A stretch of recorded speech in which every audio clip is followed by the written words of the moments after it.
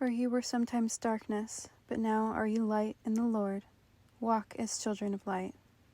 For the fruit of the Spirit is in all goodness and righteousness and truth, proving what is acceptable unto the Lord. And have no fellowship with the unfruitful works of darkness, but rather reprove them. For it is a shame even to speak of those things which are done of them in secret. But all things that are reproved are made manifest by the light. For whatsoever doth make manifest is light. Wherefore he saith, Awake thou that sleepest, and arise from the dead, and Christ shall give thee light.